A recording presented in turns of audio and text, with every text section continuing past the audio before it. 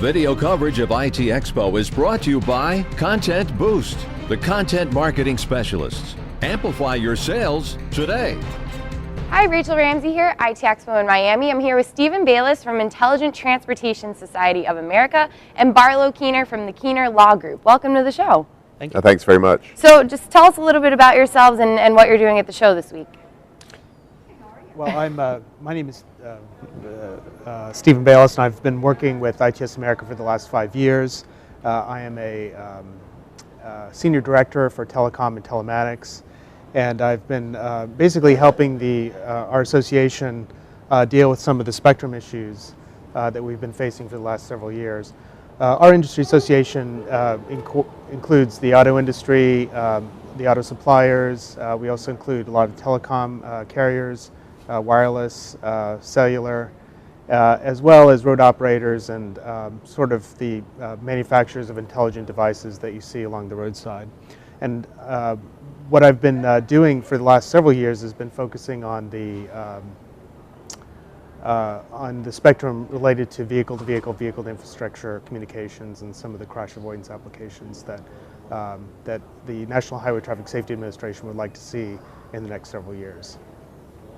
And I'm Barlow Keener with Keener Law Group, and what I've been doing is at the show we are all in a specialty industry conference on spectrum sharing, which is really software-defined networks, and so that enables radios to power up and power down based on what the software is telling it, or to turn on or to turn off, or to share a certain spectrum, like in the 5.9 gigahertz spectrum. Some of that is for exclusive sharing and some of that's for non-exclusive sharing. And so right now the FCC has a docket open, a matter open, where they're looking at how to share further 5.9, and ITSA and the automobiles are going to be using smart automobiles to determine how close you are to the next automobile and when you're about to have a wreck, and all that's going to happen over radio spectrum that other users outside of the auto industry may be using at the same time. And so if there's interference, you might end up having a wreck if you have a robotic vehicle, and that's what Steve is here for. So we have a panel on that today. Great. Okay. Can you tell us a little more about that panel and what you expect to see in terms of discussion and questions to reflect what's happening in the industry? Sure. I think one of the issues, the FCC obviously understands that they're not making any more spectrum anymore. There are huge demands for mobile connectivity, mobile broadband, and so they've been looking at the 5 gigahertz band, which is primarily it's currently used for Wi-Fi, but they'd like to expand the use of Wi-Fi in that band.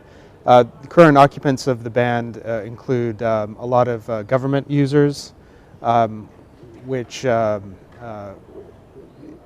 been there for a long time. However, the spectrum that is used for vehicle-dedicated short-range communications has only been there for about 5 or 6 years, and of course that band is safety critical, and it's really part of a long-term effort on the part of the auto industry to create some crash avoidance features in vehicles. Right now we're not making the cars any safer. We've put enough airbags in the vehicle, enough seatbelts in the vehicle, so that occupant protection is basically reached its limits. The next phase in the automobile is preventing the car from crashing in the first place. Mm-hmm. And so the spectrum is critical for that, and there are concerns that if you begin sharing that spectrum, that the efficiency and the efficacy and the safety of this system might be compromised. It's an extremely difficult problem to solve, and the FCC has been struggling with it, with the industry, with the auto industry, with us, and with the Wi-Fi industry and manufacturers. But we're hoping that there'll be a solution here shortly in the next year or two. Great. Yeah. So one of the issues with the automobile industry and with all the industries is that because there's a spectrum crunch, you've heard about it. We all think that there is when we can't get on Wi-Fi or our cell phones go down. there's a sort of perception out there that more spectrum needs to be licensed and used, and we get the most efficient use out of it. So there's several open matters before the FCC, 5.9, which is 5.9 gigahertz, 3.5 gigahertz, which is another area where they share, where radar is there, and point-to-point radios, and health and safety and medicine. When you go to the hospital, some of your heart monitors may be using some of that spectrum, and also in the Wi-Fi spectrum, 2.4, there's, and even some of the satellite companies are sharing some of the spectrum. So the software-defined networks are going to be able to tell each radio there, whether it's in a car or whether it's Wi-Fi or whether what channel, basically, what piece of the spectrum they can use and when. So it's the automobile industry. It's such a huge, not just in terms of selling, but we know how much it costs to sit in the road. We should be at work, and we're losing work time, and that problem is just now beginning to be solved. And that's what Steve, it's a massive problem, has been working on.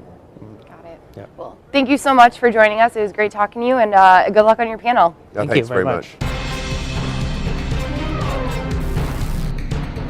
Video coverage of IT Expo is brought to you by Content Boost, the content marketing specialists. Amplify your sales today.